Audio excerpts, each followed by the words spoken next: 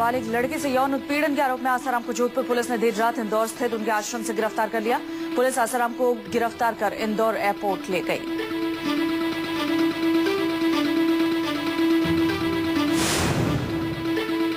आसाराम को पूरी रात इंदौर एयरपोर्ट पर ही रखा गया। सुबह 7 बजे पुलिस आसाराम को दिल्ली ले जाएगी। हालांकि पहले बताया गया कि भोपाल ले जाने के लिए इंदौर एयरपोर्ट पर चार्टर्ड प्लेन खड़ी थी।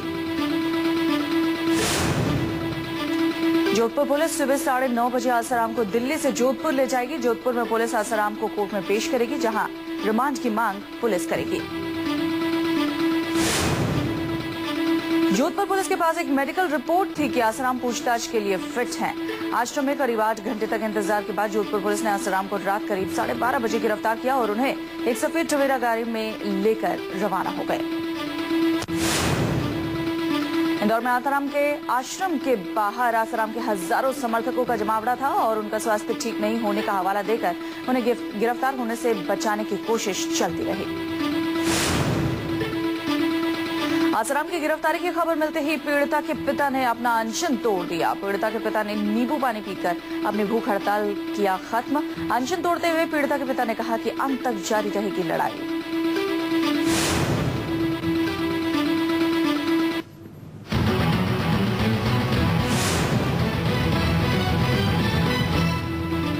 जोधपुर पुलिस आसाराम को गिरफ्तार करने इंदौर के आश्रम में पहुंची तो उस वक्त प्रवचन चल रहा था। प्रवचन के दौरान आसाराम के समर्थकों ने कहा कि आसाराम को ले जाने से पहले लाशें मिट जाएंगी।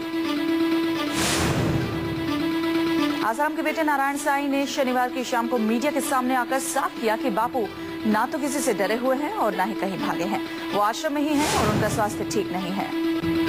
सूत्रों के मुताबिक आसाराम की ओर से ये कोशिश की गई कि इंदौर में ही उनसे पूछताछ हो ताकि रविवार का दिन निकल जाए। उसके बाद खराब स्वास्थ्य का हवाला देकर इंदौर के उच्च न्यायालय में सोमवार को जमानत के लिए आवेदन दिया जा सके। न्यूज 24 ने सबसे पहले रात 11:30 बजे ही साफ कर दिया था कि आसाराम को हिरासत में ले लिया गया है, जिसके कुछ देर बाद ही पुलिस आसाराम को कुटिया से बाहर लेकर निकली। शनिवार को जोधपुर में आसाराम की गिरफ्तारी का विरोध करने के लिए अलग अलग जगह से आए आसाराम के भक्तों को पुलिस ने जोधपुर से बाहर भेज दिया। शनिवार से मीडिया कर्मियों के साथ आसाराम के समर्थकों की मारपीट के बाद पुलिस ने आसाराम के जोधपुर आश्रम को खाली करा लिया था। साथ ही मारपीट में शामिल 13 लोगों को गिरफ्तार कर लिया गया।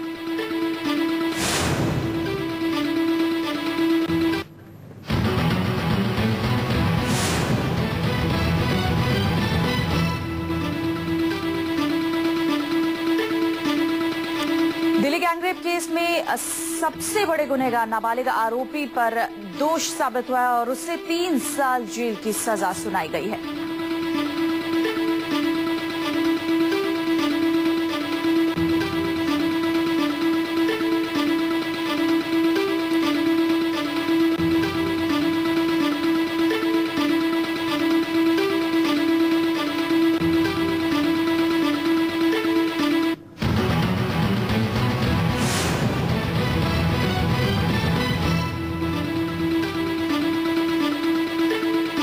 दिल्ली गैंगरेप केस में नाबालिग आरोपी को लड़की की हत्या और बलात्कार का दोषी पाया गया, लेकिन उसे जुवेनाइल जस्टिस बोर्ड के तहत 3 साल की ही जेल की सजा मिलेगी।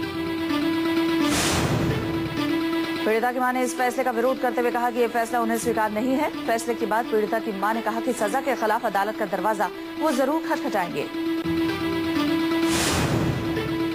सुशील कुमार शिंदे ने सुरक्षा एजेंसियों के लिए यासीन भटकल को बड़ी मछली करार दिया। शिंदे ने कहा कि भटकल की गिरफ्तारी से यह पता चल जाएगा कि भारत में आतंकवादी वारदात को अंजाम देने के मामलों में पाकिस्तान में मौजूद तत्वों की भूमिका क्या है। महंगाई के मार के बीच पेट्रोल और डीजल जेब पर और बोझ बढ़ाएगी। तेल कंपनियों ने शनिवार को पेट्रोल में ₹2.35 और डीजल में 50 पैसे प्रति लीटर की बढ़ोतरी कर दी है। बिना सब्सिडी वाले सिलेंडर के दाम भी बढ़े हैं। राज्यसभा में नेता प्रतिपक्ष अरुण जेटली ने नरेंद्र मोदी का नाम लिए बिना उनके लिए बैटिंग करते हुए कहा कि पार्टी में पीएम पद की दावेदारी को लेकर कोई विवाद हिट विकेट साबित होगा। लुधियाना में अपनी मांगों को लेकर रेलवे कर्मचारियों ने रेलवे ट्रैक को जाम कर दिया। सैकड़ों कर्मचारियों ने रेलवे लाइन पर विरोध प्रदर्शन किया, जिससे घंटों तक रेल यातायात बाधित रहा। पत्नी पर हमला करने के आरोप में प्रसिद्ध अभिनेता ओम पुरी को शनिवार को गिरफ्तार कर लिया गया, लेकिन बाद में उन्हें जमानत पर रिहा कर दिया गया। 10,000 रुपए के मुचलके पर उन्हें जमानत दी गई।